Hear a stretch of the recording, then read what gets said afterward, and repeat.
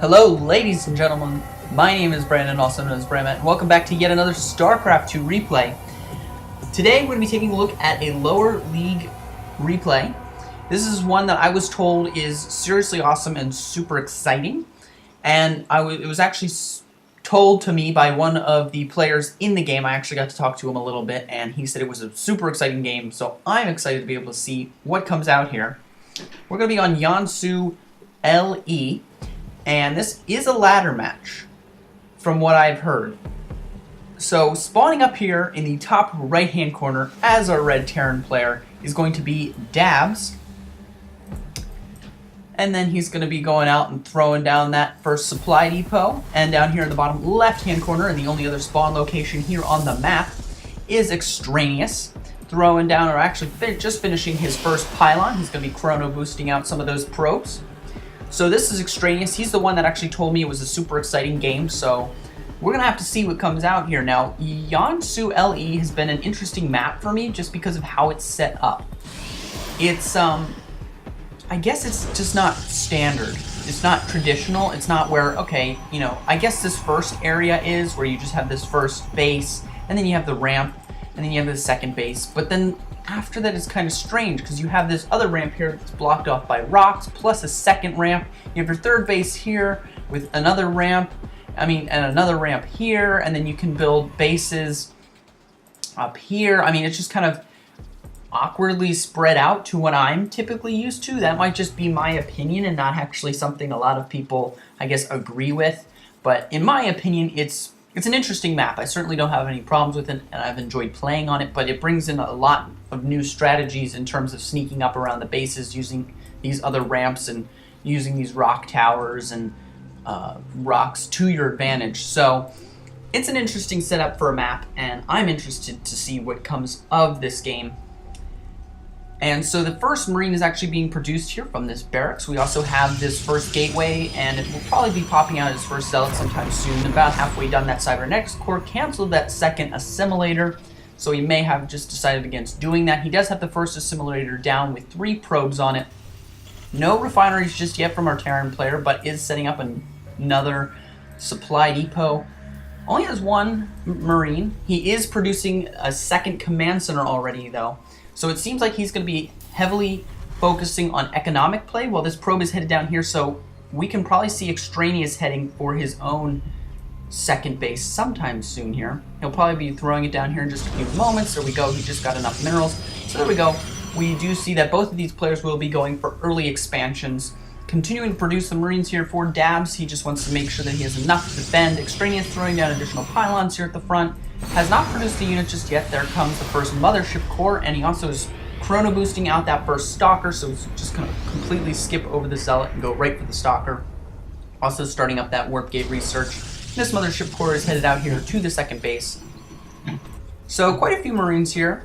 Also setting up 2 additional barracks, so he's going to be able to get quite a bit of production, ramp that up quite a bit. Also has these 2 refineries that were thrown down a little bit ago.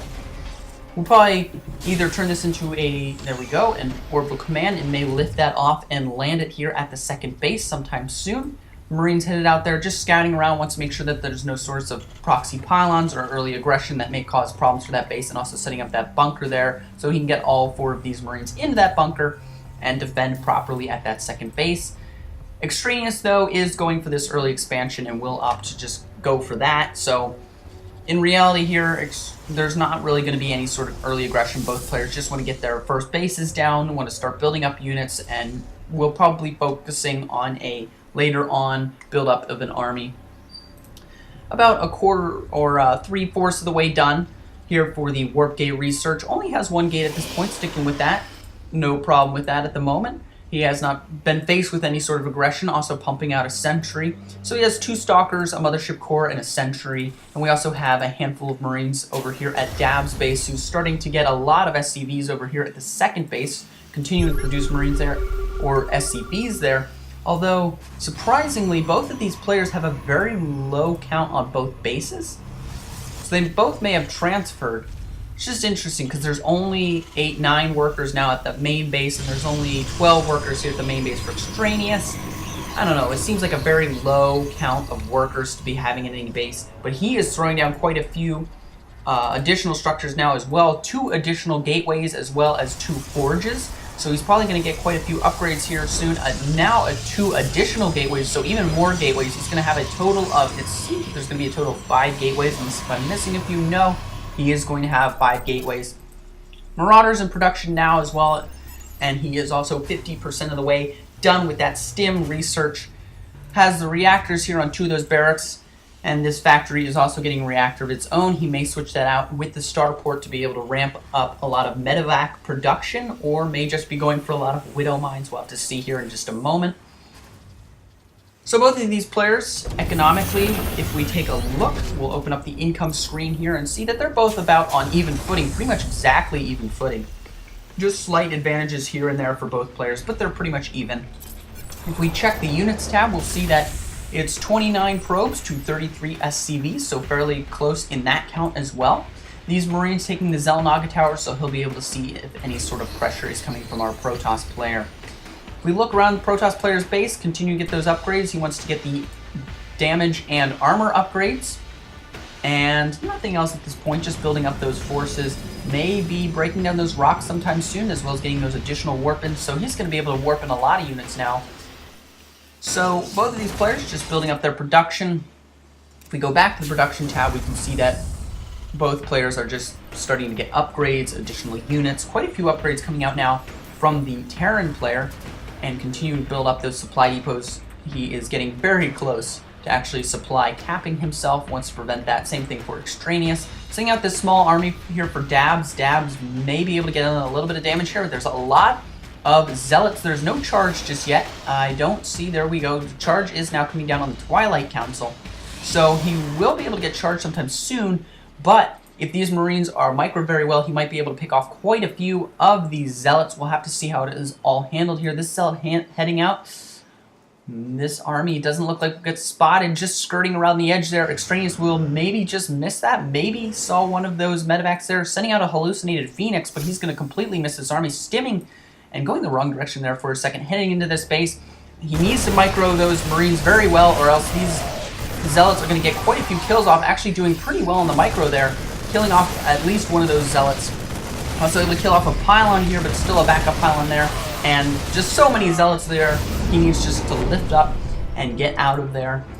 Marines heading back now as well. This Phoenix just scouting around, sees everything that there is to see, getting killed off there by Marines, but pretty much he saw everything that needs to be seen. There is no additional bases he needs to worry about.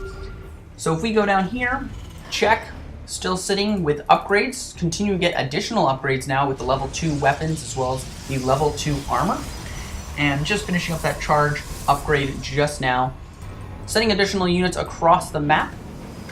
He has the photon overcharge. I think there was a little bit of overkill. There was really not much of a reason to throw down that photon overcharge. The army wasn't all that threatening, to be very honest. He has a lot of zealots. He may be trying...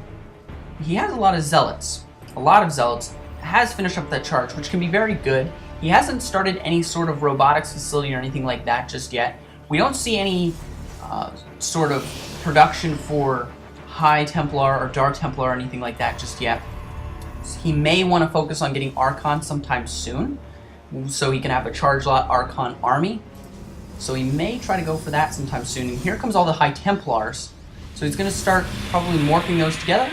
And there we go. We're going to see Archons coming along the way, so he is definitely going to be going for a charge lot Archon army at this point. Dabs poking in again with a very small force. At this point, now he has charge on those zealots. Those zealots can be extremely lethal. Going for, it looks like a drop. He's just going to opt for that. He's going to speed in here, drop in the back, or maybe just directly into the worker line.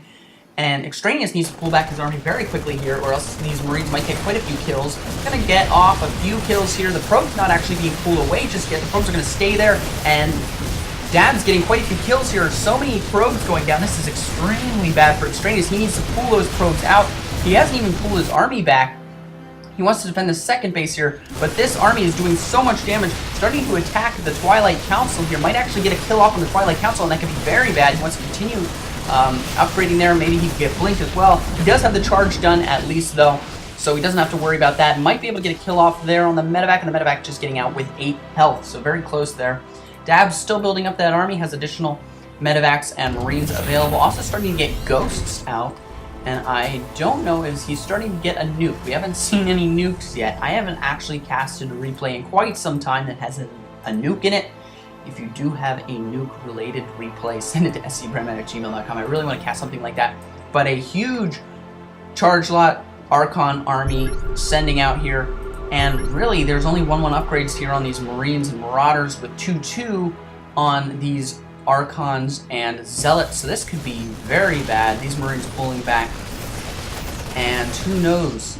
I mean, this is looking like it may be awful close. These Archons don't want to be too far out in the front. The Zealot should be soaking up that damage. The Zealot's getting tracked back here. He really needs to micro those Archons back. The Archons dealing a lot of damage, but do not, again, want to be soaking up the damage or else they will die so quickly. Once those shields are down, they are dead. And a few EMPs, it looks like, were able to get off there. And this army may just be able to go down. He wants to focus on that army. I'm not sure entirely what he's trying to do here. Looks like he may attempt to get some worker kills here. Maybe be able to like even out the playing field here for the worker kill count, but ends up actually losing that entire army, which is a surprise to me. I figured he would have at least won that battle. Has a pylon down here. That pylon will probably be picked off by this Terran force here and bringing back those additional Zealots and the probe. If we look here in the units killed tab, the workers killed is slightly more for Dabs, but Extraneous was able to get off quite a few worker kills. But I think there was a few too many wasted units in that. Dabs looked, again, like he had the weaker army. Extraneous looked like he had the advantage, but Extraneous really just had those Archons tanking a lot of the damage. These pylons are actually going to get picked off. It doesn't look like he's going to have much of an army. Those Archons are going to deal a ton of damage. And it looks like the Zealot's actually doing their job this time, soaking up a lot of damage. He's actually going to have that Archon killed off. And Dabs is going to send it right here, and it may look like it just will shift the other way.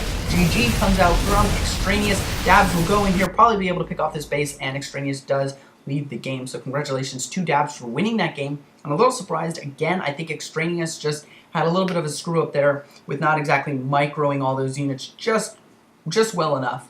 He did it very well, but again, I'm not sure what he was doing pulling back here constantly. I think he really needed to be focusing more on that army, and if he would have focused on that army, I'm pretty sure he would have been able to take it out and just continuing going through this base, raiding it, and probably doing a lot more damage than he did. He didn't really need to focus on the workers at that point. I think he could have wiped out the army. And again, he also had those Archons in the front, which ended up taking way too much damage and eventually getting killed off, which obviously is a very large problem. So those Archons just getting wiped out should not have been soaking up the damage. That's what the charge lots are for. So congratulations to Dabs for actually taking the game and for doing very well and countering there. Thank you all for watching. Be sure to like the video, maybe even favorite it, and of course subscribe to the channel so you can see new content. I'm going to try to upload every Monday, Wednesday, and Friday, so keep tuned. Thank you all for watching. Be sure to share this video around, and I'll see you guys next time.